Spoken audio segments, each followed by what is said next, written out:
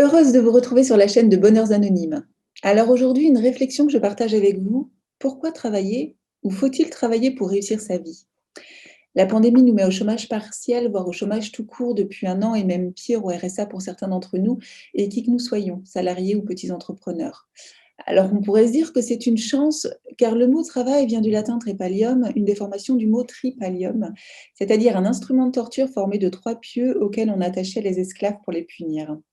Alors, sans aller jusqu'à dire que le salariat ou certaines formes d'entrepreneuriat se trouvent être de l'esclavage moderne, souvent le travail que nous effectuons est aliénant. Manque de repères, de sens, de cohésion, manque de prise de décision, augmentation des burn-out et des bore-out entre trop et pas assez de travail jusqu'à la dépression et même le suicide. Alors, doit-on continuer à essayer de s'adapter au travail que l'on nous impose ou que l'on s'impose? Si nous faisons le bilan, nous, des rencontres des personnes interviewées par Bonheurs Anonymes en 2020, nous pouvons constater que pour eux, réussir leur vie, c'était laisser une place à un travail qui les épanouissait. Alors, ils sont artistes, consultants, commerçants, entrepreneurs, auteurs, créateurs d'entreprises, salariés, artisans, en reconversion, agents du service public, libéraux, etc. Et je ne pense pas me tromper en affirmant que 99% d'entre eux s'épanouissent dans leur travail et que cet épanouissement est une composante essentielle de la réussite de leur vie. Alors, je ne sous-estime pas les autres composantes qui sont la famille, les amis, les passions, entre autres, mais nous pouvons convenir ensemble que leur activité les construit. Pour Linda, réussir, c'est vivre de sa passion. Pour Marilyn, c'est se réaliser dans son métier. Pour Eric, c'est faire ce qu'on aime.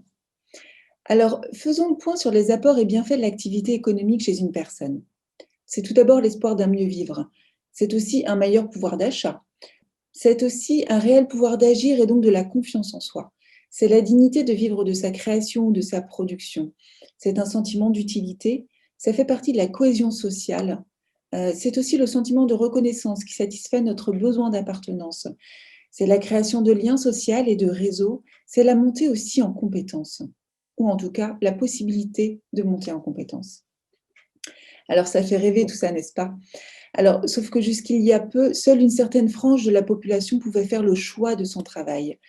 Mais aujourd'hui, comme tous nos interviewés, avons-nous le luxe de pouvoir choisir, de mettre en œuvre notre pouvoir d'agir, surtout après 2020, alors que le travail se raréfie? Eh bien oui, c'est justement le moment de prendre les choses en main, de s'attacher à répondre aux besoins de nos voisins, de nos concitoyens.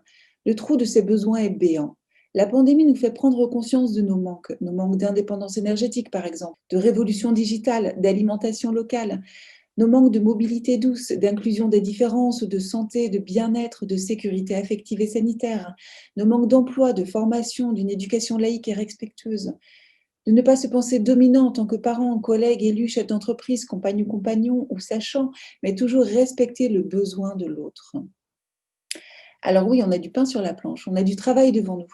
L'économiste Esther Duflo nous affirme qu'il y a toujours quelque chose à faire pour changer le monde, que nous le fassions en 60 heures ou en 4 heures par semaine. Et c'est peut-être une des clés, choisir son temps de travail, choisir le sens et la place que l'on veut y donner. D'abord, choisir. Choisir, c'est actionner son pouvoir d'agir, c'est commencer à prendre soin de soi ou pas. Choisir quelle activité et dans quelles conditions, et surtout savoir pourquoi. Nella nous a invités à ne rien regretter pour réussir sa vie. Alors prenons au moins le temps d'y réfléchir, un à un, pour que nos réponses individuelles puissent faire société et que cette société ait un sens. Si vous souhaitez que Bonheurs Anonymes creuse comme cela un sujet plus qu'un autre, notez-le en commentaire ou envoyez-nous un mail, il se trouve dans la description. Sur ces réflexions, à mardi prochain 18 h et d'ici là, n'oubliez pas, soyez heureux.